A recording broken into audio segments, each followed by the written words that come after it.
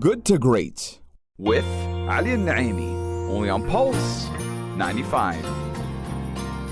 Good to Great with Ali Al-Naimi. So if you're looking for an adventure or a great destination to spend your vacation in, well, you're listening to the right channel and the right program. Stay tuned with us today on Good to Great as we are hosting an amazing entrepreneur who will tell us how he created his own business that can give you highly impressive recommendations on the adventures and travel destinations right here on Pulse 95. Thank you for accepting the interview, Mr. Sarmad. I'm very happy to have you here on Good to Great. Thank you for having me, and I really appreciate it to be on Pulse 95. Thank you. It's a pleasure to us, to be honest. All right, so let's start with a question that I always start asking my interviewees. And can you please introduce yourself to us? Sure. My name is Sarmad Al-Zadjaly. I basically, let's say, classify myself as a serial entrepreneur.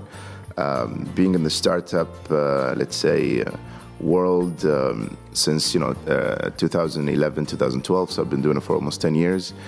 Even before that, even the jobs that I had before that were mostly startups. And I think at that time I didn't know about it as a startup, but now I could see and revert back and say yes, these were jobs that I had, and they were basically a piece of paper that I had to make a whole entity out of it. I'm, let's say, Sarmad Al-Zadjaly, a serial entrepreneur. I'm really, really happy to have you on my show. And I have a feeling that this episode is going to be very interesting. So touching upon one of your projects, I was looking into Muhammed.com. And I'm actually quite happy that an Emirati who has happened to open such a beautiful project or a company. So can you tell us a little bit about Muhammed.com? Yes, Mohammedcom is one of a unique projects that we have and entities where it's basically an online booking platform for adventures. So it's like if you look at booking.com, which is for hotels, you have specific platform only for adventures. So any type of adventures that you look for to do, it's there. And I think we started actually at the right time as well. Where everybody start doing outdoor activities. Because I've noticed also, so you're doing international and you're doing in the UAE as well. Okay, that's quite interesting. So personally speaking, as an Emirati, I have never looked at destinations in UAE. So I think that would be very, very essential from your company to open up destinations in the UAE. So I think I've looked at your website. I was surfing the website yesterday, and then I looked at there's scuba diving. There's scuba diving. There's also what do they call it? Scuba diving in Fujairah, I think. Yeah, I've looked up, and that was very interesting. I never knew about it personally as an Emirati. So there are lots of places in the UAE as well. 100%. Like I'll tell you a very, I would say, funny story for a friend of mine. While we were doing the project, so we wanted to get feedbacks, we wanted to do market research. So I was asking a few friends, like, where'd you guys go this weekend? I know these guys were like trekking and hiking and things like that. And I was like, what do you guys do and things like that? I was like, oh, we went to this new mountain, down in Khorfakan. I'm like, this is not called the new mountain. The mountain's been there for thousands of years. But it's just, you guys never did it, right? So now that was an eye-opener where I was like, okay, people think these are new things and new activities. So the more facilities that are available and they are not marketed well, let us put them on the platform, let them see it, let them be, to a one-stop shop where internal tourism was a huge thing when the pandemic, started, right? So flights were restricted. Nobody wanted to leave. Even though when flights were open, people were a little bit hesitant. So internal tourism was one of our, major, sectors that we want to actually tap in, especially with people doing outdoor activities. So coming back to it, it's people never went hiking.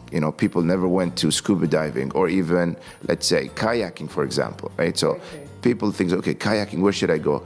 You have Sadd al-Rafaisa, you have Al-Qawain, there's a kayaking, you have the mangroves in Al-Qawain. Nobody knows. Mangroves in Al-Qawain? Exactly, right? I didn't know that. Yeah, see, exactly. So these are the things that people don't actually know, but our let's say, point of view was, one of the studies that we have done, like, a golfer would like to always play on a different golf course, right? So he will goes research, okay, there's a golf course here, golf course there, even though he's from a club, but he would like to play on different courses. Same thing, let's say, with when we implemented the kayaking part.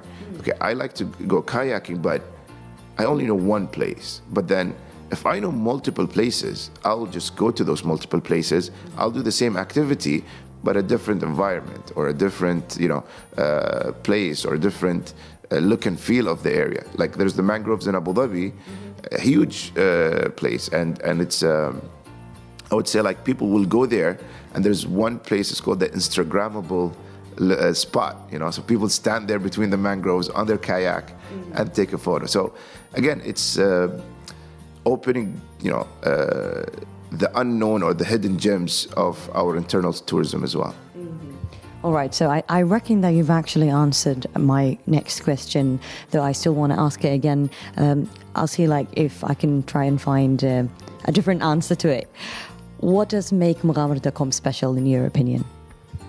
We are very niche market, targeted, specified for adventure enthusiasts and people who would like to get into adventures. Basically, again, Mugamo, if you look at it, this is the Arabic word for adventure. And we wanted to actually, and our motto actually is from Sharjah to the world. We are a Sharjah-based company. Our offices are actually at Sharjah Research and Technology Park. We've been supported as well by Shara. So I shout out to them. Actually, the Muhammedcom is a platform for land, air-based, and water-based adventures. So anything within the adventure, with the adrenaline, with excitement that people can do and have a physical activity. And this is where the government's also kind of focusing for people to go out to walk. That's why they have cycling tracks, walking, jogging tracks, and things like that. So this is one of our part of of our social responsibility. We say, okay, guys, go book your adventure, have fun, enjoy it, and then get healthier. So what I'm seeing there in Muhammad.com is promotion as well. So you're trying to promote the United Arab Emirates and especially Sharjah, maybe? Yes, of course. Yes, Sharjah has been heavily investing into tourism, and there's cultural tourism, ecotourism, and we see now is the ATM actually. You see the safari, Sharjah Safari, all these things. Even though I went myself to Kenya and I went to the safaris there. You went to Kenya? Yes, and then Sharjah Safari, it's equivalent to that. Really? Just from as I said, in our backyard. We could do that. We don't need to hop on a plane and go somewhere. So really appreciating the government, and making that happen for us, So yes, definitely, we are promoting Sharjah because we are a Sharjah-based company. We are promoting the whole UAE because we believe that if you really have 52 weekends in the UAE, you will have 52 activities that you could do in the UAE every single weekend. So this is what we want people to enjoy their every single weekend. Absolutely amazing, Mr. Sarmad. So, okay, we'll be back after a quick break with Mr. Sarmad, and I'm sure he's got lots to tell us, and there must be interesting stuff. Thank you so much. All right, so Mr. Sarmad, Mugamo.com, how did you manage to get such an idea? My co-founder came in, and I was sitting there Thursday night, heavy on deliveries, restaurants, customers calling in. He comes in, he's like, Sarmad, I have an amazing idea, a brilliant thing we have just done, and I think we should capitalize on it. As an entrepreneur and having that mindset, you immediately think, okay, what kind of a business or what kind of an entity or what kind of an idea that could be monetized, on the long run? How can we make it happen in a way that is, I would say, visible to the whole, world, but then has an easy access to the consumer to benefit from it. So user experience was a very important thing. So he came up and says, listen, yesterday we went hiking with one guy in Khorfakan, and he take us there and there and there. But when we asked him, how much do you charge us? He said, I don't charge anything. And we said, listen, it's your time, it's your effort, and you're doing all these things. That is nice, that because you like the concept, but you should actually look at, your time is money, your time, you're putting the effort, because eventually you will give up because you see no benefit from it. So he was like, oh, really? Yeah, I'll think about it. So then my co-founder came in and is like, listen, we should capitalize on this. It's a great idea. Let's give it a try. So on the same weekend, this was a Thursday night. So on the same weekend, I remember it was like a Saturday, and we were already in the desert, sitting down, paper and pen, phone calls. I called our IT guy, said, listen, I want you to book a domain for me right now. And that was like 11 o'clock at night. Wow. We're like, it's like, sir, I'll do it tomorrow. I'm like, no, right now, I want you to see if Mohammedcom is a possibility. And yeah, it happened, and it was, and it worked out very well. And so that's how it started off. It was an idea from my co-founder. You know what I like about ideas being like, kind of like popping out, like at the moment. It caught my eye that you said that you told your IT assistant, your manager, you told him, like, I want it now. So it's now or never. You know what I mean? Exactly. This is what I like, because these ideas, sometimes they just cross your mind, and if you just let them go by, you might not be able to achieve anything. 100%. I learned something, or I heard or read something sometimes back. It says, an idea, it's always an idea that is worth $20. It's never going to be more than $20 as an idea.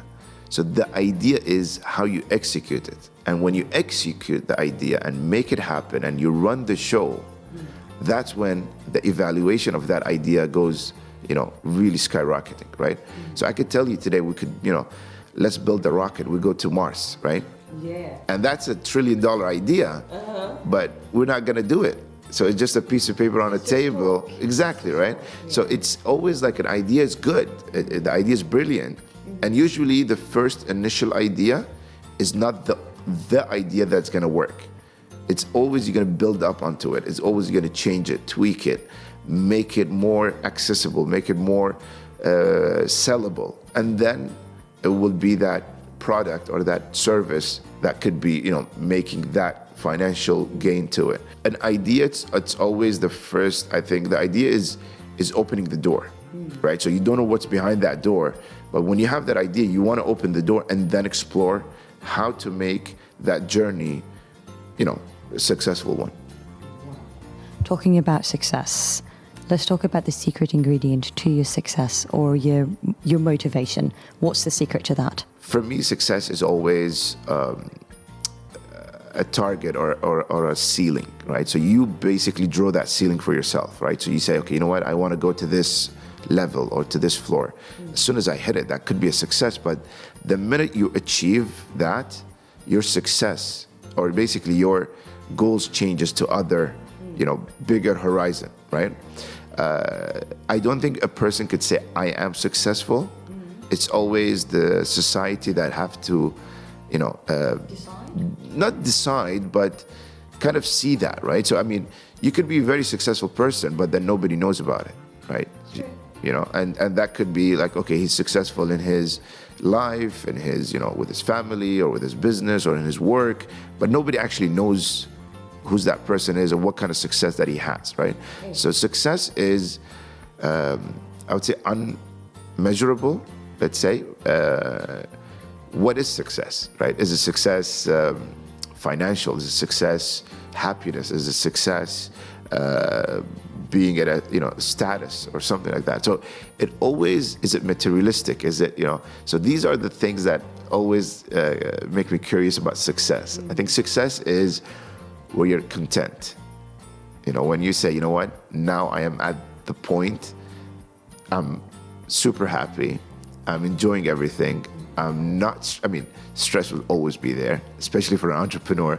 He wakes up with stress, I think, And so I think you have to be content and, always praise God for all the good things that you have. Even there's bad days or the not so good days. Good days will always come after that. So I think success is, even being healthy is a success, right? I think. Just being healthy, that's a successful life that you're going to have, right? Sure. So, consider someone as a successful person and maybe in one aspect or one angle, right? So all over, I don't know who's that much successful in that kind of a life. All right, then I'll ask you a question, Mr. Sarmad. Are you content? I hope so. Yes. I mean, yeah.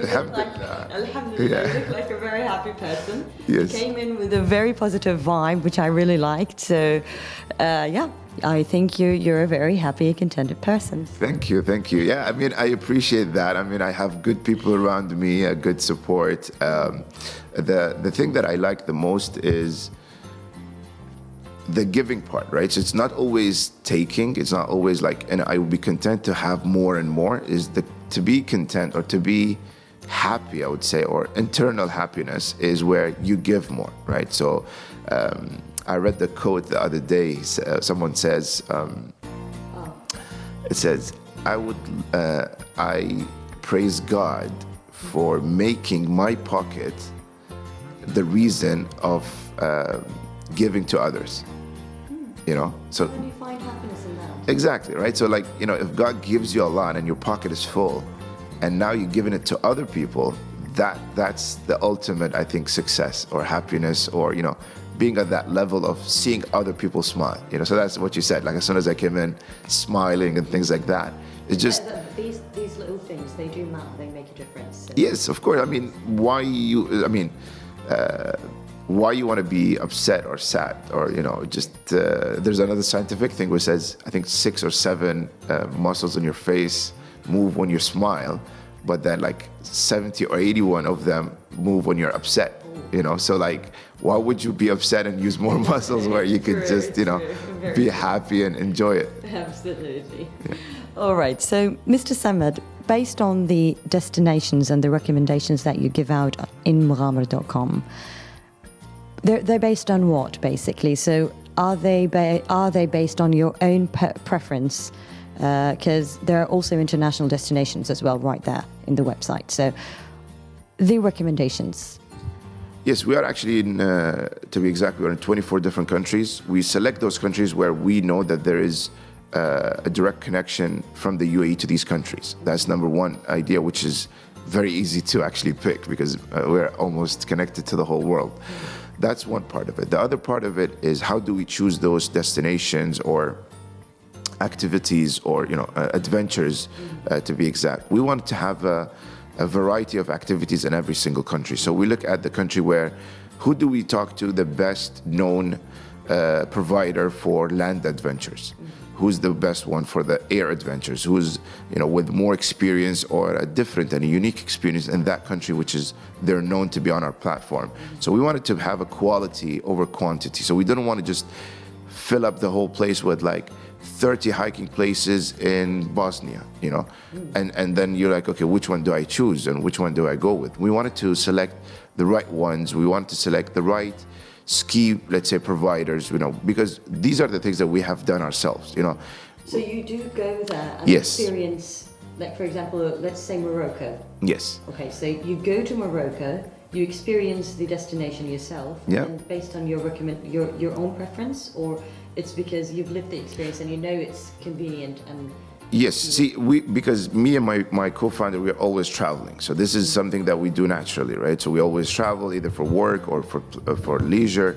And let's say he did go to Morocco and he did see a few activities there. And then, you know, this is where he connects them to our team in charge to kind of take the steps, you know, further. Like Bosnia, we went on a very short trip, I think 3-4 days, and we did skiing in different mountains and things like that. And we met with different, you know, ski providers and shops, and we found out the best ones, and that's why, you know, we connected with them. I went, as I said, I went to Kenya. I had an amazing experience. I had it even Africa. It's just it's and fascinating. I went to South Africa as well. So every country we kind of either know about that we could put it on the platform, or we could talk to them. We participated actually with Sharjah Tourism Authority in London. You know, traveled to the Travel and Tourism London exhibition, the it's called WTM. WTM, yes, yeah, the World Travel Market. Yes, we were there with them. We were actually hosted by them, had a stand, and this is where we connected with all the different countries there with, with Nepal, with, so many different countries that are there that we believe that if we put them on our platform, there is a market for it for us to go and experience these experiences. And that's what makes Muhammed.com special, and that's what I think it's authentic because you've experienced it yourself. All right, so we'll be back after a quick break to ask Mr. Sarmad more questions about his mistakes that he's done, his regrets, and what other advices that he has for the listeners. Last questions, Mr. Sarmad. Yes. All right, so whom were the people who supported you throughout your journey of success and happiness? Whom are the people who have supported you, and whom are the people who disappointed you? Wow, this is, I don't like to talk about the disappointment part because usually those are lessons learned, and you kind of, it makes you much more wiser, I would say. Journey to getting there and support that we had, it's a lot. I mean, my co-founder was one of the guys that, always supported and things like that. And looking back at the investors that we have on board and the team that we have on board, the angel investors for Muhammad, we went to them and we said, guys, we need to do this project, and this is what it is, and this is how much we believe that the costing will occur, and this is where we are forecasting everything to happen. These people who trusted us and came along and became part of the Muhammad family and support. So this is a huge support that we got. Definitely families and friends were always a good support, always trying to experience and support by going on the platform, booking an adventure, experiencing it, and then giving us their feedback. I get photos every other day. It's like, oh, I did this, but I did it on Muhammad, I did that, So this is the support that we look at. I mean, saying as a support is everybody is in one way or another supports you, right? So even the bad support it's a good lesson learned, I think. Amazing. I'll be one of them because I'm planning to go to Morocco. I've been stressing. I've been killing myself over to just go to Morocco. So I'll definitely book through your website. I'm very excited to do that. Thank you. So any mistakes or regrets, Mr. Sarmad? Yes, I think I had, yes. Not regrets or mistakes, I would say, but I think I always put them at a category of lesson learned, Probably, yeah. And I think mistakes are always going to be happening because, you can't avoid it, Exactly, right? So because when you step into something new, right, or something you have never experienced before or you have never done before, and let's say even you get all the advices, right, you're going to make a mistake. Like, for example, a student today goes to school, learns everything from a teacher who's supposed to know everything, and the student will make mistakes in the exam, will make mistakes, in some work, right? So even though he got the information from an expert, so until you experience it, until you go through it, you won't learn from it. Mistakes are not, I would say, not taking care of myself, like as of health-wise, body-wise, things like that. That caught me into a time back in 2015 where, I was, alhamdulillah, I'm a cancer survivor, I would say, and I was diagnosed with thymoma tumor. But yeah, so that's what I learned the hard way, I guess, But again, coming back to regrets, I don't think I would say regrets. It's because regret it's a very negative word, When you say regret, you say, oh, I will never just do this again anymore. Maybe you do the same thing again, but in a different way, in a better way, in a more experienced way, rather than just saying, oh, I regret doing that, or I regret talking to this guy, or being with this person, or going there. It's never like that. It's always a way that I believe it's a good lesson learned. When you're happy, rarely you learn a lesson. when when you say, oh, this is a success story, you barely hear or listen to people that say, oh, you know what, there was a negative point, or there was this, then you will say, no, these are just, they are so negative, right? For me, I always look into a job that is done. What was there that I could have done it better? Where was there mistakes that I have done? Even though people come back to me and say, oh, that was an amazing thing that you did, you did this, you did that, you did this. Maybe internally that I wanted to do something more and it didn't happen.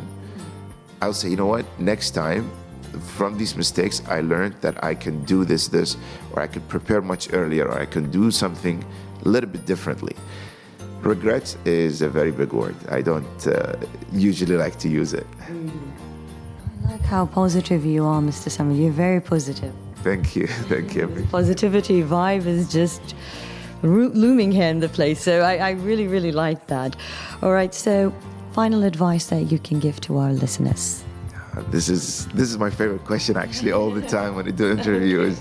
I'm looking forward to listening. The advice that I always say, there are certain rules that, people should live with it, right? So basically, believing in your faith, doing all the good things, good deeds. These are all on a personal level and things like that. But let's say if it's looking at advice to young entrepreneurs or upcoming, entrepreneurs, is hustle.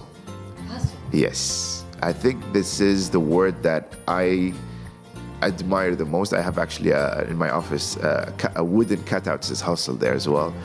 And the reason for that is you won't be able to do anything while you're sitting in your spot. You got to go out there, you got to hustle, you got to make sure that it's done. You don't leave, a job that has to be ready tomorrow. And you say, you know what, I'm done, I'll do it tomorrow. Even though you have a minute more to do something, hustle it, do it, get it ready, have it happen, because then... It's now or never. Exactly, yeah. This is the thing that I saw in so many people that I met. When I was in high school in the States, and I was in an entrepreneurship, team, or basically club. And we went one day and we met with, successful businessmen in San Diego and things like that. And one guy I was sitting with, he was my mentor, and I said, can you explain to me? And the guy was old. At that time, he was I think 60s, 70s, right? And he was like, I'll tell you one thing. When you do a business, try to be your first customer. Then you will hustle to know what this customer wants. You will make sure that this customer gets the best of it all. So try to be your own customer first. See how you want to get treated. Hustle the best options, the best service, the best product to make it happen for that person. Don't rely on a lot of people. Yes, later on your journey, you have to liaison some work to your team, and you're only as good as your team is. But in the beginning, idea stage, execution stage, market research, development part of it, and putting that roadmap, you need to hustle. You need to talk to a lot of people. You need to make sure that you don't have any stone unturned, right? So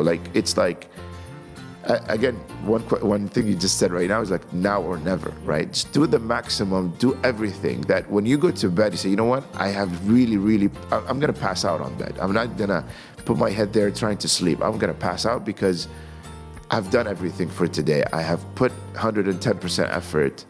I hustled as much as I can. Tomorrow I'll do even more, right? So I raise my level of, efforts again and again and again. It has been absolute pleasure to have you here on Good to Great. That's one successful story, and it's a must listen right here on Good to Great. So thank you so much, Mr. Samad, for being here. Thank you very much, and I hope everybody becomes good to great, in their careers and their paths. And again, once again, thank you for Pulse 95. I'm a very big fan, actually, of this station. Yes. No, you're one guest in our radio station, and we're really, really happy for that. Thank you very much. Thank you. Sarmad Al-Zadjaly was with us today on Good to Great, and he told us about his great story of how he became successful. Moreover, I'll never forget the advice he gave us all to hustle. We always have to hustle to achieve our dreams, to become great entrepreneurs just like him. Make sure to text us on 4215 to let us know what do you think about today's episode. And if you've got any ideas or opinions about how to become great entrepreneurs, we would love to hear them all. More is always coming on Good to Great, so stay tuned with us next week, and we hope that you've enjoyed listening to Good to Great right here on Pulse 95.